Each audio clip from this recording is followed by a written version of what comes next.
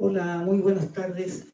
En nombre de Librería Bonilla, queremos darle la bienvenida a esta nueva sesión de El polen de las sílabas, que es un ciclo de ponencias que estamos realizando desde febrero acá en la librería. Bueno, hoy vamos a contar con la presencia de José Manuel Cuellar. Voy a leer la biografía de José Manuel. Denme un segundito, por favor.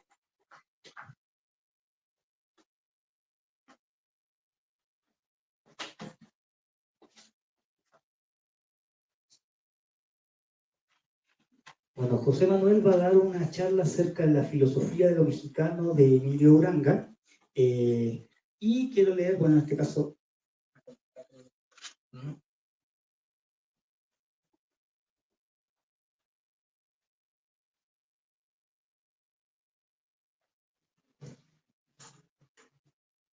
perdón, José Manuel. No te apures, Manuel.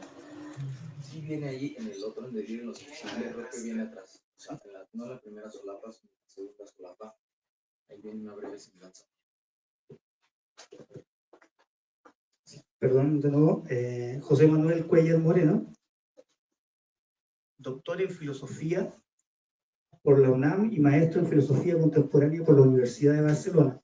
Autor de La Revolución Inconclusa, La filosofía de Emilio Uranga, Artífice oculto del PRI, Ariel 2018, y de las novelas Ciudad de México, PETA, Premio Nacional José Revuelta 2014, y El caso de Armando Huerta, ficticia editorial, Premio Luis Arturo Ramos 2009. Editor de La exquisita dolencia, ensayos de Emilio Uranga sobre López Velarde, Bonilla Artigas 2021, editor de El diario alemán de Emilio Uranga, incluido en Años de Alemania, Adolfo Castañón, editor UNAM, Universidad de Guanajuato, Bonilla Artigas 2021. Bienvenidos. Muchísimas gracias, Manuel, y también a André, y también a Yaroslav y a Juan Luis, es decir, todo el equipo de Bonilla Artigas, del editorial y de la librería, porque no saben cómo me han abierto las puertas, pero también los brazos con una calidez irrestricta, así que yo les estoy muy, muy agradecido. Me encanta esta idea de hacer estas charlas periódicas. Creo que es una excelente oportunidad de tener este tipo de contacto, de interacción. Y también muchísimas gracias a ustedes, creo que estamos en confianza. Muchísimas gracias por el interés, por venir, amigos, estudiantes, bueno, gente que nos conocemos ya de redes, ¿verdad? Y que nos estamos viendo ahora cara a cara.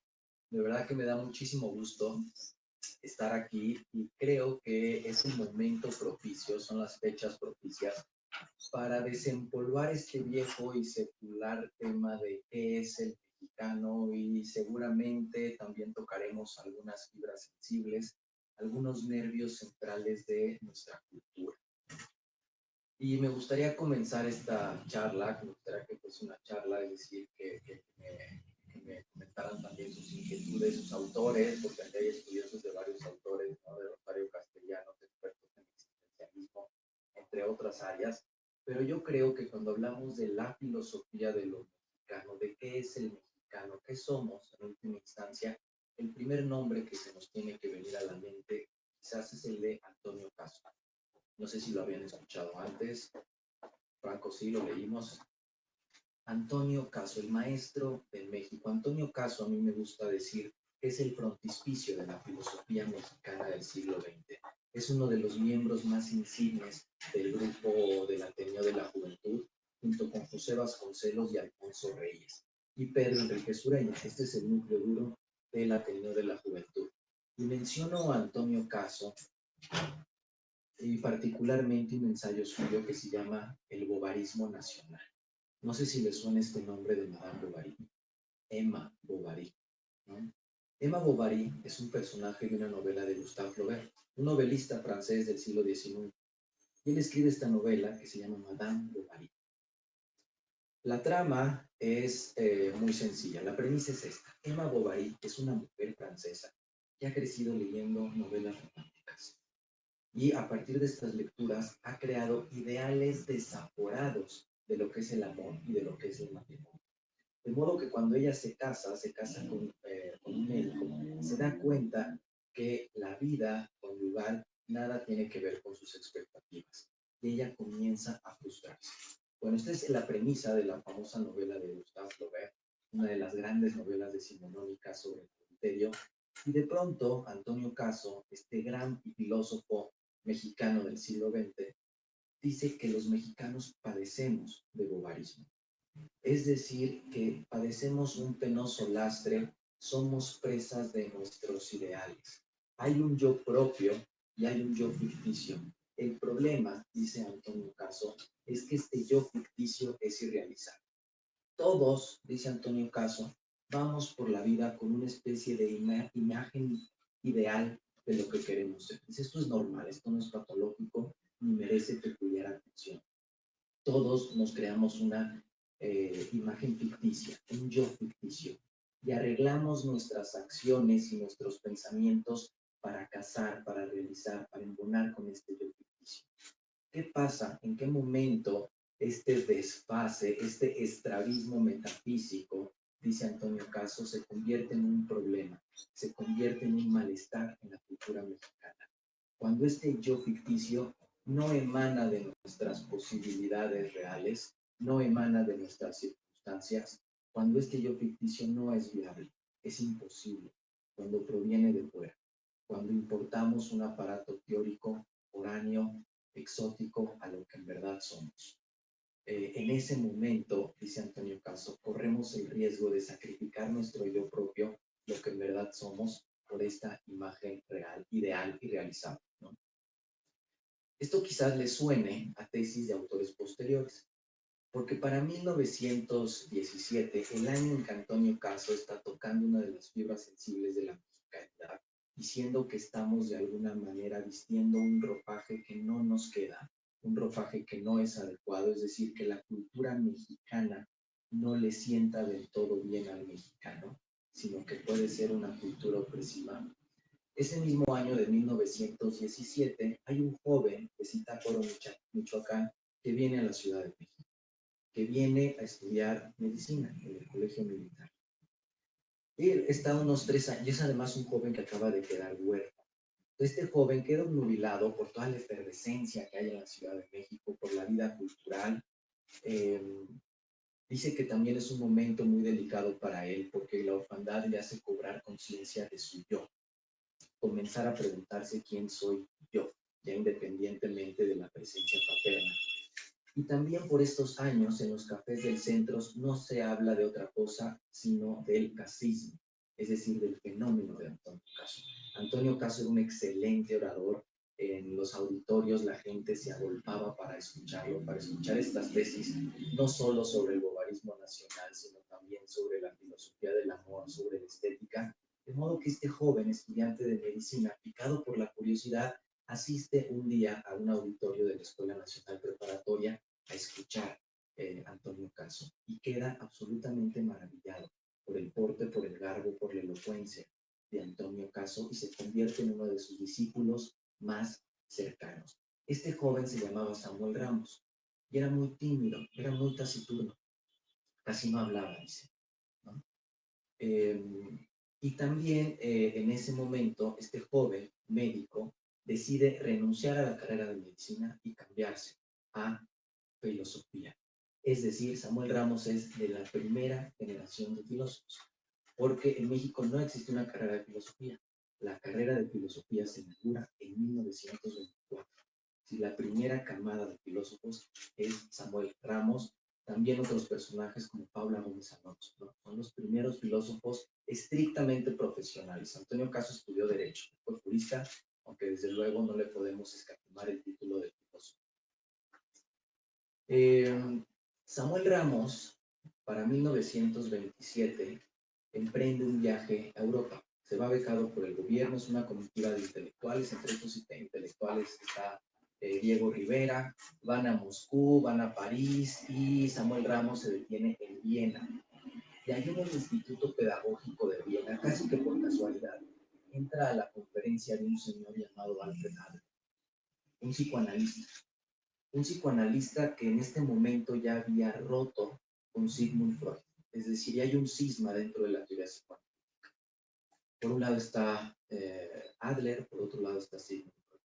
Bueno, pues Samuel Ramos asiste a la conferencia de Adler y le sucede una conversión parecida a la que tuvo cuando escuchó por primera vez a Antonio.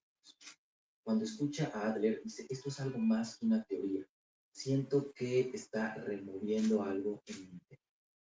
De modo que él llega a México, regresa en 1927, y este alumno taciturno, tímido, apocado de Antonio Caso, sorprende a todos dando un manotazo en la mesa, publicando un artículo en contra del maestro de México, en contra de Antonio Caso, llamándolo afrancesado, llamándolo anacrónico, diciendo que ya no se ha renovado, que se repite como disco rayado. Un monótono martilleo son sus conferencias, y además es histriónico, ¿no? Y carece de rigor, no argumento. Entonces, bueno, nadie se esperaba esta ruptura, es uno de los grandes pleitos de la filosofía mexicana, desde luego no el único que estelarizó Antonio Caso. El primer tomo de las obras completas de Antonio Caso es un libro de 700 páginas y son sus polémicas, para que nos demos cuenta de quién fue Antonio Caso. Yo digo, aquí un breve paréntesis, que para ser un filósofo mexicano hay que pasar por dos ritos iniciáticos, ¿no? Hay que ir a la escultura de Fray Alonso de la Vera Cruz, exponerse en su mirada, esta escultura que está en la Facultad de Filosofía y Letras, y hay que pelearse con Antonio Caso. Si te peleabas con Antonio Caso, tenías tu licencia para ser filósofo profesional, ¿no? Entonces, de manera póstuma hay que seguirlo haciendo.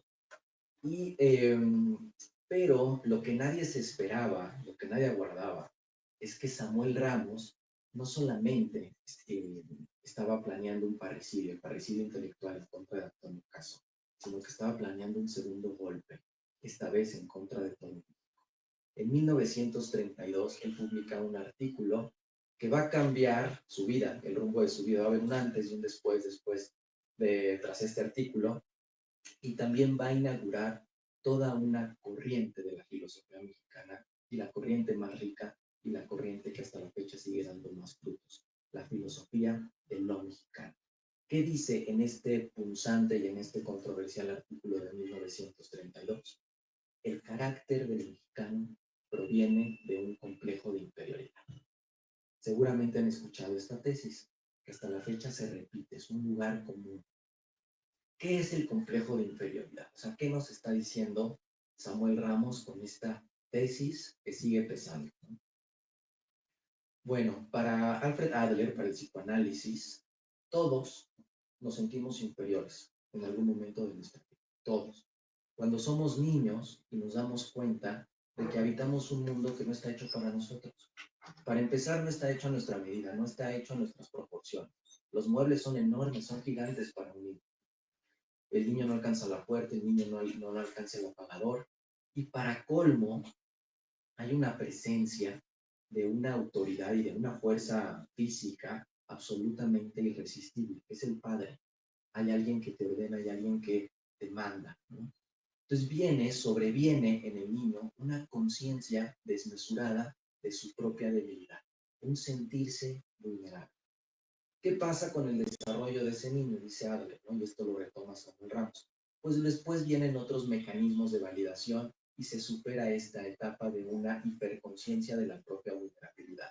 Pero ¿qué pasa si hay una elaboración incorrecta de este sentimiento?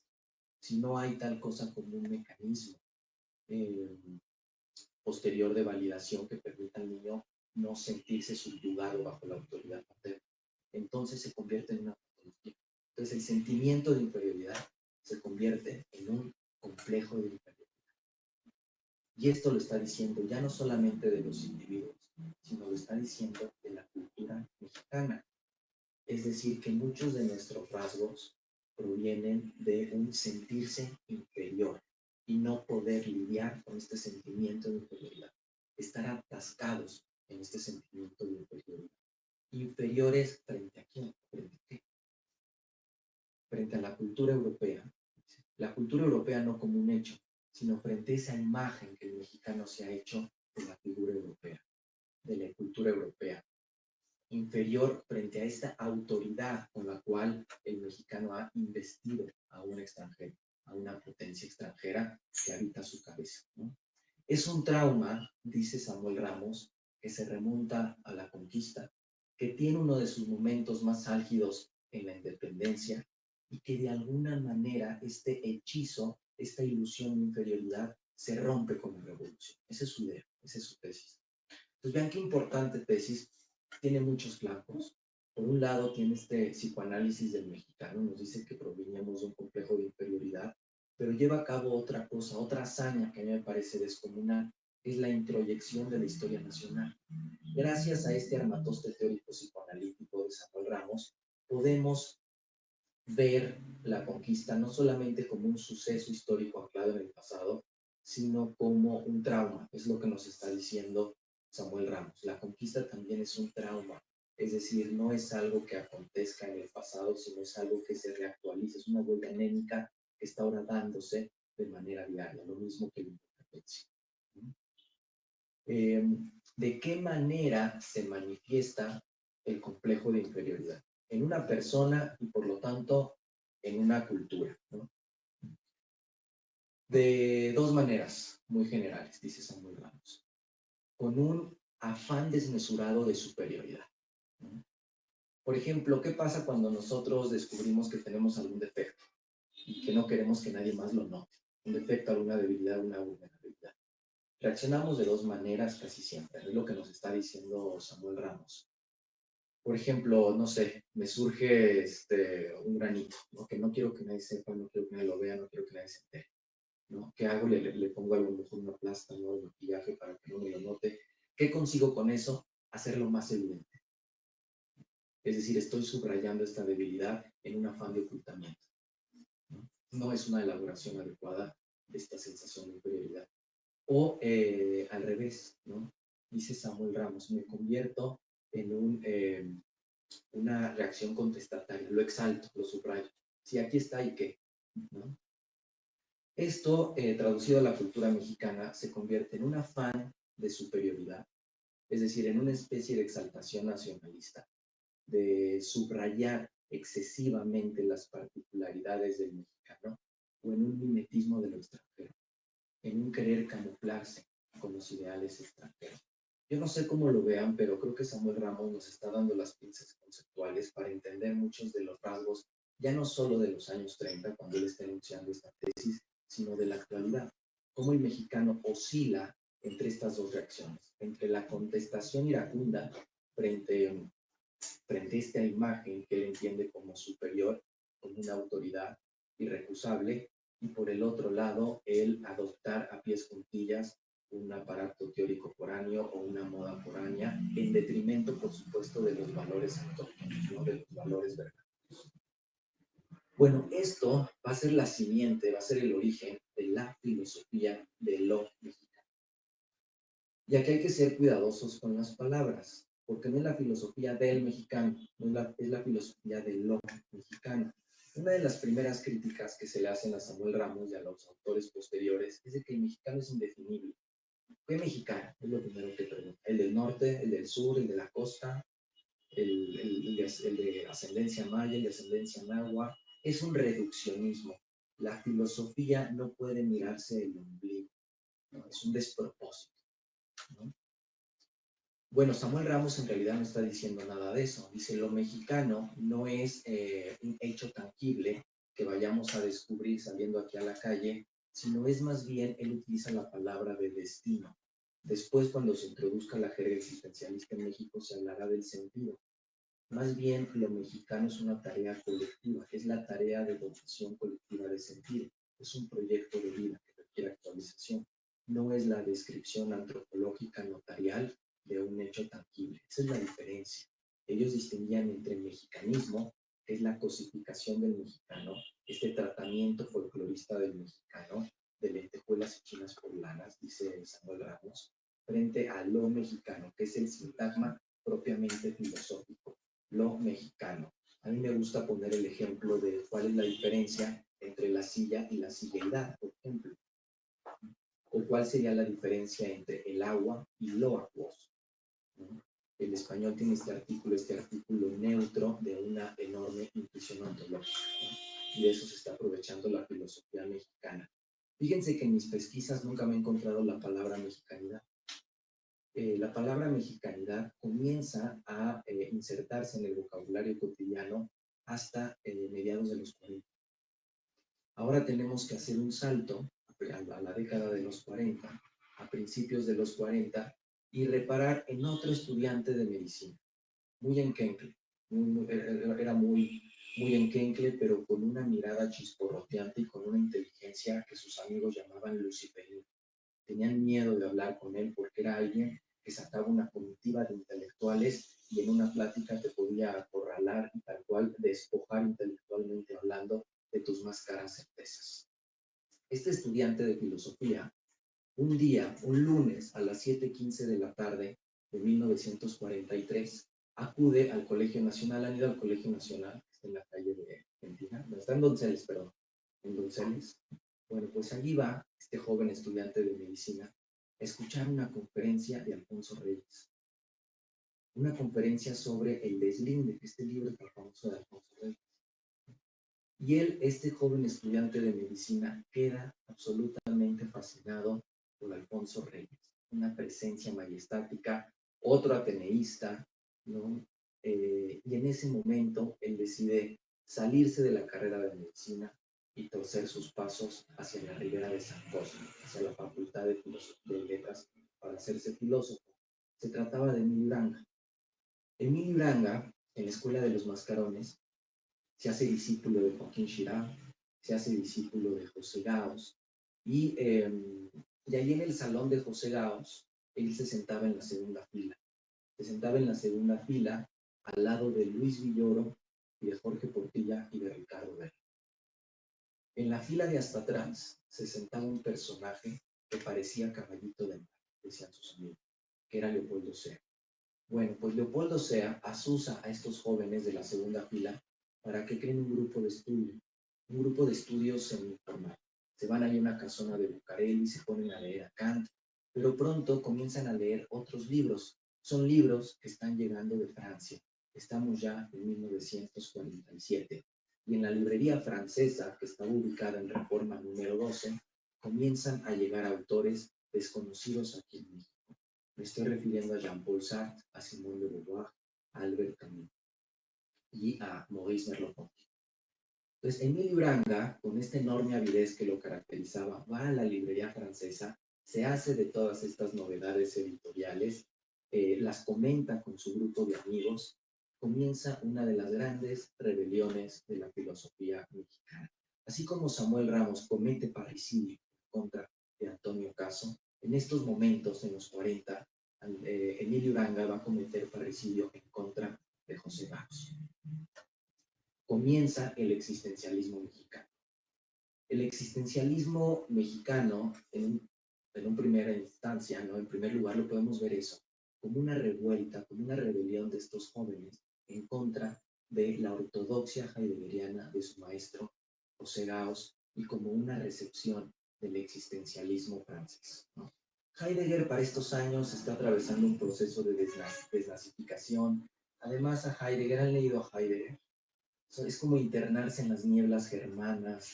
Dice Emilio Uranga que no escribe, sino que balbucea Heidegger, ¿no? Y además a Heidegger, a la persona y a los libros de Heidegger, era imposible arrancarles un compromiso moral.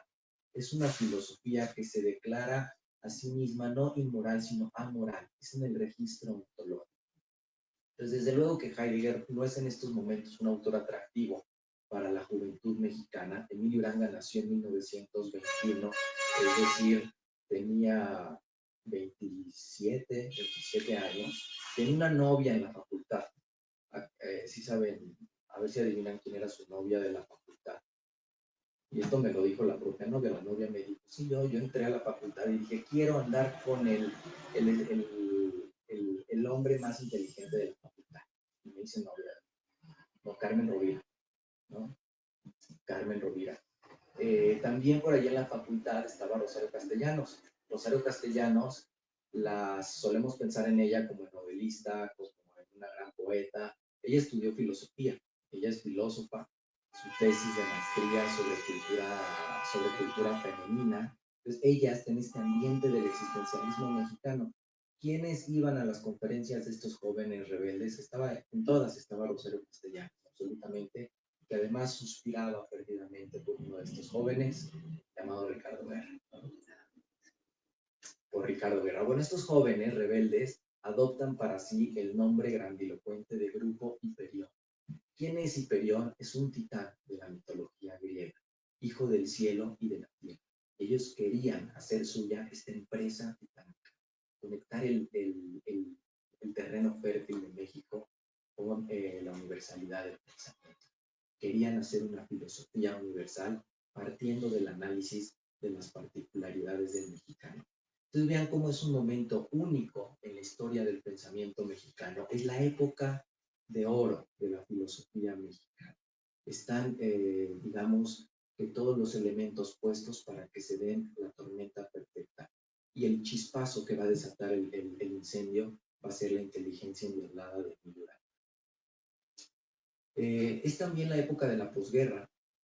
¿Han visto una película de Pedro Infante?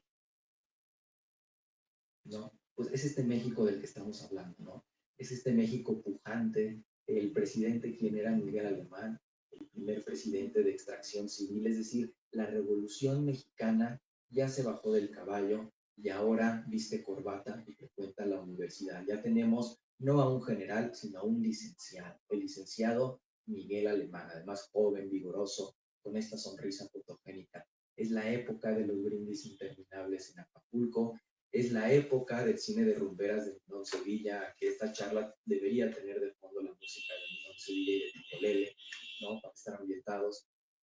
Es este México donde hay un enorme optimismo, es este México que siente que después de la posguerra, acaba de terminar la Segunda Guerra Mundial, es este México que siente que después de la posguerra está destinado a ser México el arca de Noé de la civilización occidental en crisis, de que las agujas de la historia apuntan hacia México y particularmente hacia la Ciudad de México. Entonces, es esta etapa de un optimismo desbordante. Todas las calles del centro están siendo pavimentadas. Corría un chiste de que había que volver a México cuando terminaran de construirlo. Y también habría, lo que estaba en construcción era el alma del mexicano. Está esta idea de que el mexicano no es algo hecho, sino el mexicano es algo, es un nuevo ser humano que brotó de la Revolución Mexicana y que está todavía en hechura, que requiere de definición y definición conceptual. Es también la época de la institucionalización de la revolución. El PRI nace, el PRI se funda en 1946. Entonces vean cómo es esta época bien interesante la que le toca vivir a Uranga, que, insisto, Uranga está en el epicentro de este terremoto existencialista. Es una encrucijada donde se une el existencialismo de Heidegger, el existencialismo francés de Sartre, de Beauvoir, con la filosofía de lo mexicano, porque ¿quién creen que era en ese momento director de la facultad? Samuel Ramos. Entonces, claro, Samuel Ramos da el espaldarazo a estos jóvenes rebeldes, digamos que es de alguna manera el artífice de este grupo Hiperión, y en sus conferencias, Emilio Uranga comienza a decir que no, que el mexicano no se siente inferior, que hay que utilizar una mejor categoría. El mexicano se siente insuficiente. ¿Cuál sería la diferencia entre ser inferior y ser insuficiente? Lo de ser inferior, decía Samuel Ramos, es una ilusión óptica. Es una ilusión óptica que surge de verse con unos lentes inadecuados. Lo que dice Samuel Ramos no es que el mexicano sea inferior, sino que se siente inferior porque está utilizando una escala de valores inadecuada. Emilio Uranga dice, si cambiamos la tesis y decimos que el mexicano en realidad es insuficiente, en ese momento la escala de valoración se vuelve inmanente. Es decir, hay que crear hay que extraer de nuestras propias arterias los valores que queremos acometer, ¿no? Detrás de todo esto resuena la vieja tesis de Antonio Caso de que nuestro yo ficticio, lo que queremos ser, tiene que casar de alguna manera con lo que ya somos. Bueno, ya no lo conté, pero cuando Samuel Ramos dijo esto en 1932, ¿qué creen que pasó? Cuando Samuel Ramos soltó el diagnóstico de que el mexicano padece un complejo de inferioridad. Evidentemente la sociedad hirvió al rojo vivo. Existía por entonces el delito de obscenidad, que si mal no recuerdo era el artículo 149 bis del Código Penal, y el delito de obscenidad se perseguía de oficio. Entonces bastó una nota anónima en el periódico Excelsior para que se le iniciara un juicio a Samuel Ramos y se le acusara de traidor de la patria y de un montón de cosas. Su caso escaló hasta la Suprema Corte de Justicia de la Nación, donde finalmente fue absuelto, pero queda como anécdota, ¿no? La vez en que un filósofo mexicano por poco pisa la cárcel por atreverse a decir que el mexicano padece un complejo de inferioridad. Y esto ya nos pone en antecedentes para adivinar cuál fue la reacción de la sociedad mexicana a finales de los años 40, donde Emilio Uranga, este joven delgado, absolutamente endiablado y energúmeno y temperamental, revive esta vieja tesis de que el mexicano es inferior, de que el mexicano es insuficiente, de que el mexicano es para el accidente. Comienza a introducir este otro término: el mexicano es accidental. Lo que Emilio Uranga detecta me parece absolutamente brillante. Es una filosofía de lo mexicano, pero también es una filosofía anticolonial. Él se da cuenta que el pensamiento y la cultura occidental ha estado completamente obsesionada con un afán de inalterabilidad, ¿no? Este ideal kantiano de la paz perpetua que ha regido la política, pero también esta idea absolutamente binaria de que las cosas son o no son. Un pensamiento que rehúye la ambigüedad, que rehúye cualquier situación que no puede embonar en una dicotomía. Emilio Uranga se da cuenta de las narrativas sustancializantes que nos tienen. Y él se da cuenta que habría que redefinir al ser humano. Es decir, que el ser humano no es algo hecho, no es algo dado, sino que el ser humano es más bien una tarea colectiva, como decir, ¿no? Emilio Uranga también introduce dos términos bien importantes: el de zozobra y el de nepantla. Bueno, si están habituados o no habituados con Heidegger, sabrán que una de las características centrales de Heidegger es la angustia, un estado de ánimo que revela tu libertad y tu infundio, tu carecer de fundamento, ¿no? Bueno, pues Emilio Uranga dice, bueno, ese es el estado de ánimo en Alemania, ¿no? A lo mejor en Baviera, seguro, pero aquí en México el clima afectivo es otro. Es la zozobra, es el no saber a qué acogerse, es el no saber qué nos aguarda a la vuelta de la esquina. Lo que nos está diciendo Emilio Uranga es una perogrullada, es una cosa obvia, pero que continuamente y cotidianamente preferimos esconder debajo de un grueso tapete. El azar es constitutivo de la realidad, el azar es constitutivo de nuestra propia vida. Eso es lo que nos está diciendo. La condición humana de alguna manera está expuesta y está como al intemperie. Y este yo, al cual nos aferramos como si fuese un mástil sólido, este yo en realidad es poroso y fluctuante. De modo que lo que une, lo que en verdad une a todos los seres humanos, no es una lengua, no es un color de piel, no es un núcleo compacto de valores. Lo que une a nosotros, todos nosotros los mexicanos, pero ya no solo los mexicanos, sino a todos los seres humanos, es el dolor fluyente de nuestros penados corazones. Eso es la respuesta que Emilio Uranga. A finales de los 40, cuando todos estaban obsesionados preguntándose, ¿qué es el mexicano? Porque la época de Miguel Alemán es de un profundo recogimiento nacionalista. Estamos hablando de las películas de Pedro Infante, pero también es la época en que se inventa el rosa mexicano. Es la época en que se asienta la cultura del mariachi como gran símbolo de la mexicanidad. Es también la época 1949, cuando en un pueblito de Guerrero, Ixcatiopan, se descubren los restos de Cuauhtémoc, que después se supo que no eran los restos de Cuauhtémoc, pero inmediatamente se le nombra héroe de la mexicanidad. Esto que llamamos familiarmente el mexicano es una imagen que fragua, que se asienta a finales de los 40, principios de los 50, cuando se moviliza toda esta campaña identitaria nacionalista. Pues cuando todo mundo a finales de los 40 está buscando en el Zócalo a mediodía con las lámparas prendidas al mexicano, Emilio Uranga es ese aguafiestas que dice que el mexicano no es nada más que un puñado de potencialidades. Y acaba definiendo al mexicano precisamente como eso, como una herida abierta, como una hemorragia que tiene que mantenerse fluyente, que tiene que mantenerse abierta para ser fecunda. Es una tremenda lucidez, ¿no? La filosofía de lo mexicano, vista así, no es una filosofía que salve a nadie, es una filosofía Uranga que no pretende salvar, pero sí liberar. Y liberar siempre es doloroso porque implica una responsabilidad, ¿no? Responsabilizarnos de lo que somos. ¿Qué es el mexicano? Dice Uranga. No es una cosa, no podemos hacer un catálogo, no podemos enlistar las características que debe o no debe tener un mexicano. El mexicano, dice Uranga, es esto, es lo que estamos haciendo ahorita. Es el ejercicio colectivo de preguntarnos y mantener abierta la pregunta de nuestro origen, de nuestro sentido, de nuestro destino.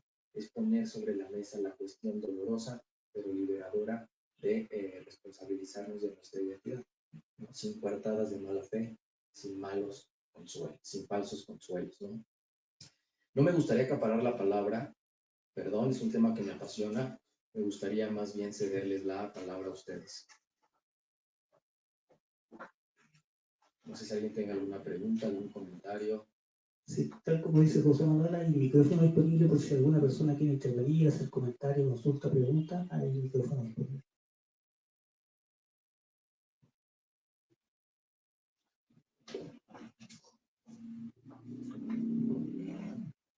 Gracias.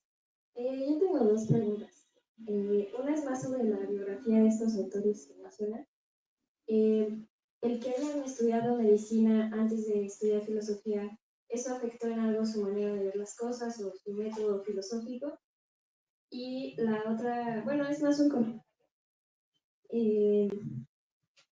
Como este tema sobre la inferioridad y ya después denominada como insuficiencia, que a veces pues, caracteriza al mexicano, eso pues no es algo que no necesariamente tenemos que voltear a ver a la filosofía para darnos cuenta de que sí nos caracteriza. O sea, yo lo he notado en conversaciones con gente de mi edad que decimos como no, el meme este de sáquenme de la tabla y ese tipo de cosas, como, Claro, sí.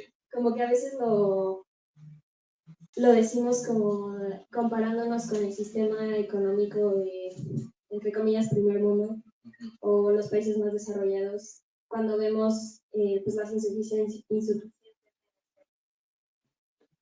de nuestro propio país y vemos otros países y decimos, bueno, esos pues sí lo tienen mejor. Y no sé, también pensando como en este tema histórico, se ve desde la revolución, ¿no? Desde antes con Porfirio Díaz, como él se enfocaba muchísimo en la inversión extranjera y no en invertir en nuestro propio país. Y pensamos, bueno, yo pienso como en la gente que los mexicanos de hoy que admiramos, siempre son los que se van a estudiar al extranjero, los que hacen cosas en otros países y es como, wow, cuéntanos tu experiencia, que pues sí está padre, porque pues vivimos en un mundo globalizado y hay que saber de otros países también, pero no sé, incluso lo veo yo en mi carrera, solo tenemos 2 materias de filosofía mexicana. Y al final, y como decía el otro día, no existe un doctorado en filosofía mexicana aquí en México, eso está gravísimo. Y entonces parece que el mismo mexicano ignora a otros mexicanos a la hora de como, entre comillas, progresar la sociedad o progresar el conocimiento. Entonces me parece interesante que estos autores lo desarrollen filosóficamente cuando, aparte de eso, también tenemos como esta experiencia empírica de todo eso. Y ya. Muchas gracias, Elisa. O sea, ¿ustedes creen que esta tesis del complejo de inferioridad sigue siendo vigente? Sí, o sea, después de casi 100 años que la profesor Samuel Ramos sigue teniendo efectos de realidad, secuelas, ¿no? Nos sigue vertebrando, ¿no? Sí, absolutamente. Yo les decía que esta es una de las becas más ricas de la filosofía de los mexicanos. Desde luego, la filosofía de los mexicanos, desde luego, no se detuvo con Uranga. Después van a haber otros autores que van a incorporar categorías muy útiles. Bolívar Echeverría va a hablar de la la longitud como un valor, ¿no? El proceso de blanqueamiento de la cultura. También Enrique Dussel, por supuesto, con su famosa tesis del eurocentrismo, las casas matrices del pensamiento, ¿no? Como el conocimiento es algo que se produce, pero solamente en ciertas instituciones, y por lo tanto hay una gradación del conocimiento, todas estas injusticias epistémicas que pues, se padecen en las instituciones latinoamericanas, etcétera, ¿no? Sí, todo esto. Hay otro estudio que tendríamos que mencionar que cae también con un balde de agua fría en 1950, que es el de Octavio Paz, El laberinto de la soledad, donde también retomando esta tesis de Samuel Ramos, dice que los mexicanos usamos máscara. Esta necesidad de la máscara o del ninguneo, que es otra modalidad del complejo de inferioridad, se traduce en ninguneo, en un perjudicar al otro, ¿no? Al prójimo, ¿no? Que es una especie de proyección, digamos, de lo que no queremos ver en nosotros, lo proyectamos en otro, lo exorcizamos y lo vilipendiamos. Y en fin, yo creo que su formación médica, tanto en Samuel Ramos y en Emilio Uranga, sí que tiene consecuencias desde una mirada empírica, ¿no? No son en ninguno de los casos estos pensadores etéreos que se pierden en elucubraciones metafísicas, para nada, siempre tienen esta mirada empírica que los acerca mucho a la psicología, e incluso yo pensaría que a la psiquiatría, ¿no? Yo creo que sí por ahí lo veo, ¿no? Pero sí, absolutamente. Rodolfo Usiglia, que mencionábamos, también es otro personaje que está en la discusión sobre nuestra identidad con esta obra de teatro que quizás han leído, de El Gesticulador, que se estrena en Bellas Artes en 1947, que va de un profesor, el profesor Rubio, que es profesor de historia, que él dice que es revolucionario, pero en realidad no lo es, que participó en la revolución, pero lo repite tanto que acaba por creerse su mentira. Es decir, la mentira como un modus vivendi en México, como una especie de camuflarse para de nueva cuenta pasar desapercibidas las propias debilidades, ¿no? O lo que se percibe más bien como una debilidad. No sé si alguien tenga algún otro comentario, una pregunta así. Pues algo que me ha costado trabajo entender es la diferencia entre la angustia alemana y la zozobra mexicana. Creo que tiene que ver un poco como con condiciones materiales, ¿no? Que está más resuelta económicamente la vida allá, y entonces la angustia pues parte como con un ser fiel a uno mismo, pero ya con condiciones materiales que te permiten responder de una manera específica. Y en México no te puedes dar el lujo de decir, ¿cómo puedo ser yo mismo? Sino simplemente atender a la accidentalidad en la que ya estás puesto y hacer lo que puedas que tengas.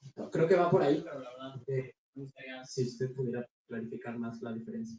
Yo estoy muy de acuerdo.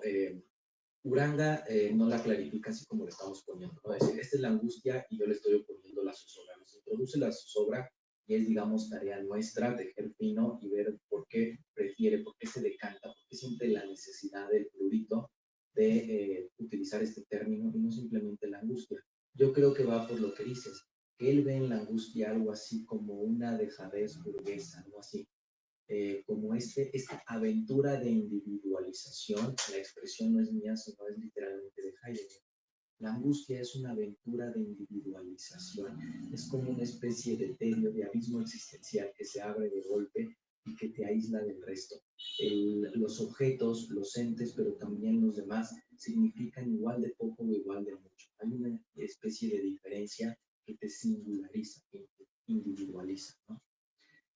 Esto, desde luego, que no casaba muy bien con la idiosincrasia mexicana. La zozobra tiene una dimensión comunitaria. Yo creo que por ahí estaría la principal diferencia. La zozobra, que también es como una metáfora naval, un barco zozobra, ¿no? Es como un estar zozobrando todos juntos. No es este estado de ánimo paralizante, atenazador, reductivo, sino al contrario, es un revelarse de la libertad, pero todos juntos, ¿no? Es como un compartir la pena, es una condolencia, ¿no? Yo así lo veo, aunque no es la última palabra, porque después dará con otra palabra, que es nepante. Eso también nos daría para hablar muchísimo, el estar nepante. Sí.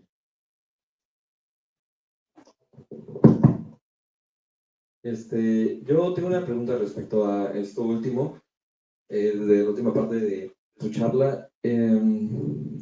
Respecto a qué le parece la unión que hace Mario Teodoro Ramírez, que también publica en la editorial, que en cierta parte une a Emilio Uranga con algunos postulados del realismo especulativo. O sea, ¿qué le parece esa unión que hace? Ajá. Reseñé el libro de Mario Teodoro, tuve el gusto de presentarlo allí en el instituto. Yo como no conozco el realismo especulativo, pues me fío de la palabra y de la sapiencia de Mario Teodoro, por supuesto. Yo no estoy de acuerdo con él en su juicio sobre el Ateneo de la juventud, por ejemplo, en ese libro donde repite este lugar común de que los ateneístas eran burgueses que no estaban volcados sobre las circunstancias, es decir, que no tenían como una vocación política. Tampoco estoy de acuerdo con lo que dice de Samuel Ramos ni de Emilio Uranga, porque yo los veo así más bien como filósofos de lo mexicano, como existencialistas, como una especie de pensamiento de colonial y lucha. Me gustaría, ahorita que lo mencionas, tener a la mano el libro para decirte exactamente el pasaje, que lo comenté con él y tal, y me digo, no, esto no. Pero la parte del realismo especulativo, pues sí, por supuesto, él es el experto, ¿no? Creo que es el que ha traído a todos estos autores franceses y italianos aquí a México, entonces, bueno, me fío de su erudición. Sí. ¿Te escuché? Sí. Bueno, una pregunta y un comentario. Aclaro que no me he enfrentado directamente con Uranga, entonces a lo mejor digo una tontería, pues siéntase libre de corregirme, ¿no? La primera es, digamos, la versión de la mexicanidad de Uranga, de alguna manera se antepone o confronta la de Samuel Ramos y la de Octavio Paz, que digamos, la de Octavio Paz es, a mi juicio, como abiertamente o frontalmente racista, o así yo lo he interpretado. Y pienso que Uranga como que refugia al mexicano en la accidentalidad, diciendo como que el mexicano puede ser lo que quiera ser, por así decirlo, ¿no? En ese sentido siento que se confrontan ambas visiones. Y mi comentario era sobre, en general, la filosofía de lo mexicano. Creo que como que hubo creo que un error que lleva a Uranga a concluir que el mexicano es accidental, que me parece que también es un error porque de alguna manera estás como esenciando el accidente, lo cual, digamos, en términos aristotélicos es un absurdo. Pienso que el error es no definir qué estamos entendiendo por mexicano. Porque creo que a cierta definición de mexicano a lo mejor se le podría aplicar lo que dice Samuel Ramos y Octavio Paz, a cierta definición no, y si nos vamos como a lo mexicano entendido como gente que cohabita el territorio, que nació en el territorio, que ha como estado en el territorio, pues entonces sí se te presenta como occidental, pero pienso que es dependiendo de cómo definas lo mexicano. Y ya. ¿Me recuerdas tu nombre? Hugo. Oye, Hugo, pues creo que das en el blanco, absolutamente en muchos sentidos. Octavio Paz. El libro de Octavio Paz no causó revuelo en el medio intelectual mexicano cuando se publicó, en 1950. El único filósofo que lo reseñó, dos. Samuel Ramos, que es una reseña muy, muy correcta, no se mete a analizar mucho el libro, y Juan Hernández Luna, que lo despedaza absolutamente el laberinto de la soledad. Yo creo que Emilio Uranga vio en Octavio Paz a un gran ensayista, pero no era alguien que formara parte de la filosofía de lo mexicano, que ya más bien utilizaba un lenguaje existencialista fenomenológico, y llegaba Octavio Paz a utilizar metáforas un poquito sobadas, manidas, como la de la máscara, y también a utilizar estos terminajos psicoanalíticos que precisamente era lo que querían superar los superiores, ¿no? Una psicología y una caracterología y un psicoanálisis del mexicano. El propio Octavio Paz llegó a declarar que él no pertenecía a esa quimérica filosofía. O sea, ahí por un lado y por el otro pintaron una raya, ¿no? Absolutamente. Uranga, ya de más grande, él dijo que de haber sido absolutamente consecuente con su filosofía, tuvo que haber echado por la borda la noción de accidente. Porque hablar de sustancia y accidente en Uranga tiene una función pedagógica para darse a entender. Dices algo así como la sustancia y algo así como el accidente. De modo que el mexicano en la filosofía de Uranga es como un aguijón retráctil, es como una especie de provocación. Les voy a hablar del mexicano, ¿no? Voy a hacer una ontología del mexicano, pero por definición la ontología no es regional. Voy a utilizarlo como provocar.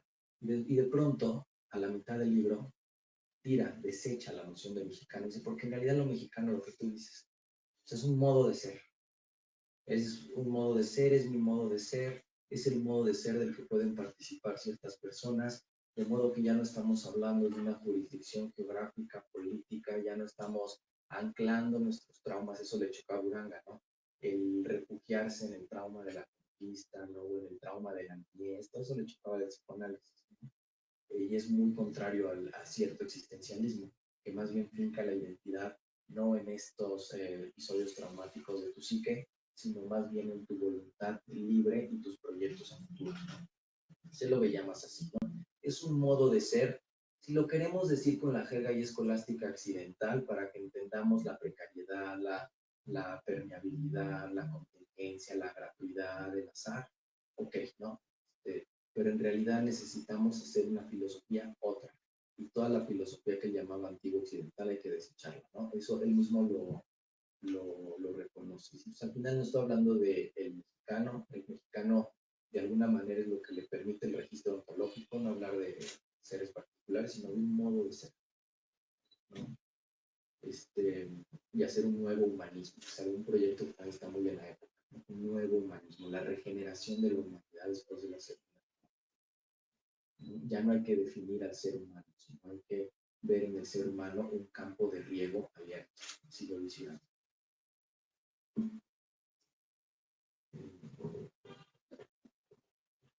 Hola, buenas noches.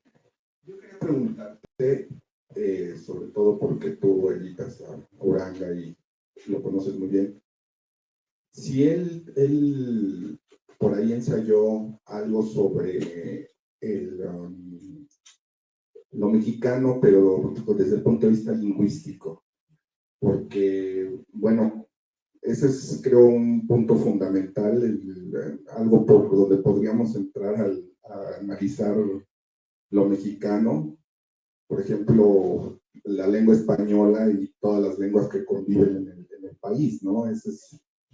Y yo me acerqué un poco al grupo Hiperión, pero por medio de Jorge Portilla, por la fenomenología del relajo. Hice una tesis sobre una novela que me parece humorística, analicé el humor, y ahí tocaba algunos puntos de eso. Entonces, Uranga tendrá algún ensayo sobre lo mexicano, pero donde indague en el lenguaje. Así no, o sea, así de ensayos donde analice como la manera de hablar del mexicano y eso. Habrá otros que sí, que analicen, por ejemplo, Salvador Reyes Nevares, él sí tiene análisis sobre nuestra filigrana verbal, cómo empleamos, cómo utilizamos el lenguaje como algodones para tocar, pero al mismo tiempo no tocar la realidad, porque la vemos como llena de aristas, ¿no? Llena como peligrosa. En Emilio Uranga no vemos eso, aunque sí estoy convencido de que la filosofía de lo mexicano se convierte para Uranga en una filosofía del lenguaje. El estilo de Uranga siempre es un estilo que está en litigio con el lenguaje. Si ustedes lo leen, siempre está peleándose con el lenguaje, siempre está haciendo torsiones lingüísticas, inventando neologismos, nuevos vocablos, recurriendo muchísimo a la metáfora. Su libro Análisis del Ser del Mexicano concluye con Ramón López Velarde. Al final, su máxima autoridad no es ni Husserl, ni Sartre, ni ninguno de estos, sino Ramón López Velarde, la metáfora. ¿Por qué? Porque la metáfora permite justamente ensayar otras posibilidades lingüísticas y ontológicas, ¿no? La metáfora, y en última instancia acaba recurriendo al náhuatl, ¿no? A esta palabra que les adelantaba, nepantla, porque queremos designar algo que no ha sido designado, queremos pensar algo que no ha sido pensado. O sea, al final es una cuestión de estilo y es una cuestión lingüística. pero que tenga así un estudio así como directo sobre el lenguaje, no. Y no recuerdo qué más iba a decir, pero sí. Y bueno, esta pasión llamada Emilio Uranga comenzó hace 10 años. Fruto de esta pasión han sido varios libros, uno de ellos La Revolución Inconclusa, que salió en 2018, donde ahí hablo de Emilio Uranga como asesor de López Mateos en 1960, una época bien interesante, también podemos hablar con la Revolución Cubana, las ofensivas huelguistas, y ahí Uranga tiene un papel estelar. Bien, ese fue un libro. Después salió La Exquisita Dolencia en 2021. Ahí yo reuní todo lo que escribió Emilio Uranga sobre Ramón López Velarde, nuestro poeta nacional. Y ese libro yo agradezco mucho a Bonilla Artigas que lo haya sacado y además en 2021, porque en 2021 se cumplían los 100 años de fallecimiento de Emilio Uranga, los 100 años de fallecimiento de Ramón López Velarde y los 100 años de nacimiento de Emilio Uranga. Ramón López Velarde nace en 1888, fallece en 1921, en junio, pocas semanas después, en agosto, nace Emilio Uranga y fallece en 1988. La conjunción de sus vidas forma un arco perfecto de un siglo. Y Ramón López Velarde fue un bálsamo para Emilio Uranga. De modo que para mí era muy importante que Emilio Uranga estuviese convidado en estos conmemoración por los 100 años de Ramón López Velarde. Fue ese libro, La Exquisita Dolencia. Después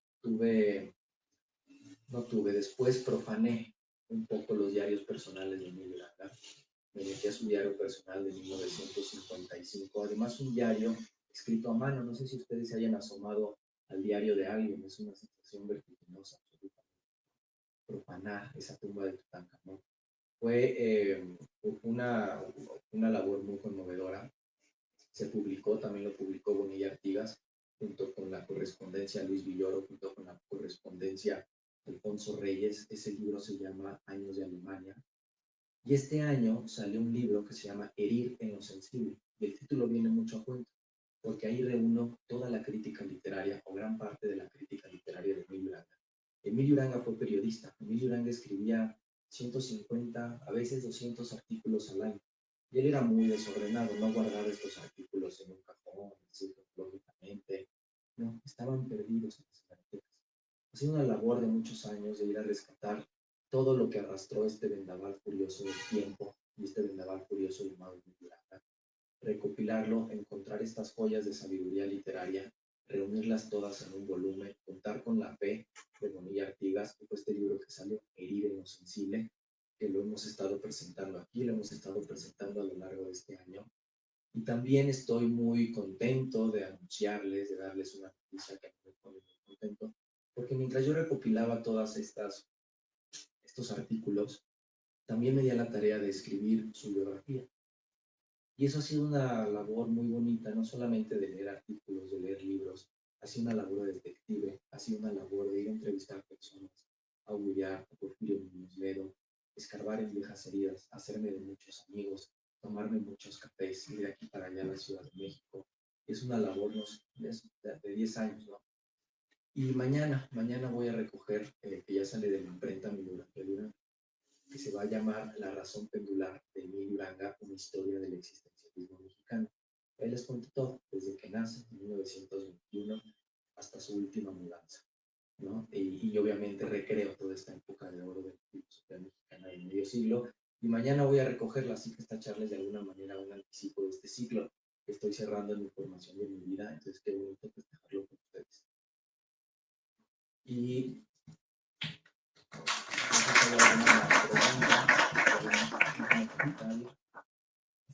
bueno, hola. Bueno, yo pude conocer a Emilio, bueno, su libro del análisis del ser mexicano, que también es de esta editorial. Sí, lo reeditó en el 2013. Y bueno, me pareció muy valioso que su pensamiento se formulara a través de la poesía de López Velarde. Y ahí aprendí, me quedó muy claro que la poesía es construirse de alguna forma, ¿no? Y bueno, pues de ahí también surge su concepto de corazonadas ontológicas, que es una clave para entender la poesía, ¿no? Yo después de comprender a lo que se refería y cómo hallar hoy puedo decir el intertexto dentro de la poesía es maravilloso, ¿no? Y pues, después de ahí ya no pude volver a leer de otra forma la poesía mexicana específicamente. Sí. Y mi pregunta es la siguiente: ¿qué leía Emilio Uranga? ¿No? O sea, leía cuentos, novelas, ¿dónde encuentra esa necesidad de escribir sobre literatura, ¿no? Y una segunda y última pregunta que tiene que ver, se me olvidó la pregunta. Bueno, si quieres, ahorita te acuerdas. Sí.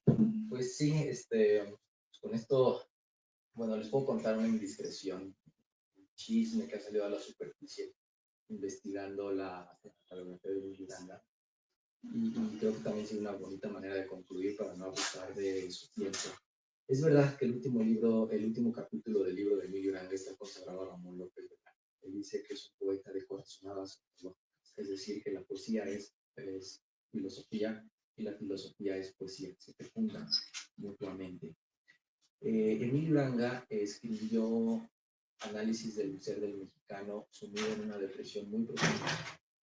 Él estaba muy triste cuando lo estaba escribiendo. Estaba muy triste porque acaba de divorciarse. Acaba de divorciarse de una poeta llamada Yosétzimo, que a lo mejor no le suena, pero Yosétzimo, ella fue esposa de Rodolfo Sigli. Ella primero fue esposa de Rodolfo Sigli. Se divorcian, contienen una hija, se divorcian y tiempo después se casa con Emilio Uranga. Y es una relación muy bonita porque yo creo que es un punto de inflexión en la vida y también en el pensamiento de Uranga, cuando hace de la poesía parte integral de su filosofía, ¿no? La de Ramón López Velarde, también la de su esposa Yosétzimo, que tiene un libro absolutamente hermoso que tendrá que considerarse parte del existencialismo mexicano, que se llama Aterido Espiritual.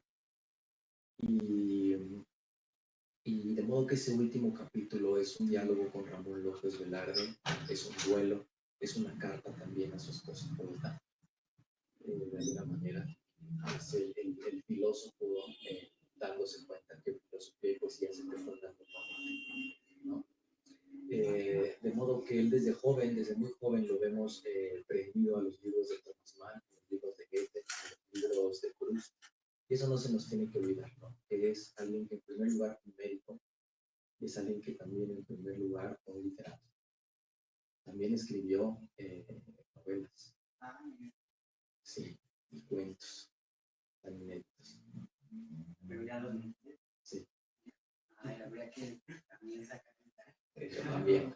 Sí, no, bueno, ya me acordé de mi pregunta última. Emilio Uranga era perverso. Perverso.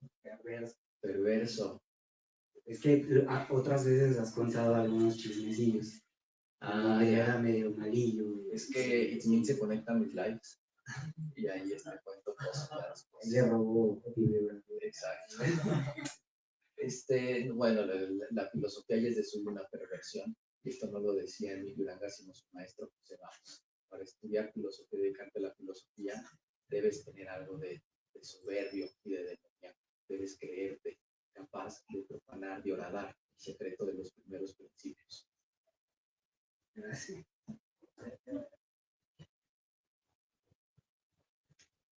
Bueno, en nombre de Librería Bonilla queremos agradecer a José Manuel Cuellar por esta charla acerca de la filosofía de los mexicanos de Emilio Uranga. También aquí al público presente, los dejamos invitados para la próxima charla del Jueves de las Sílabas, que va a ser el jueves 25 de septiembre.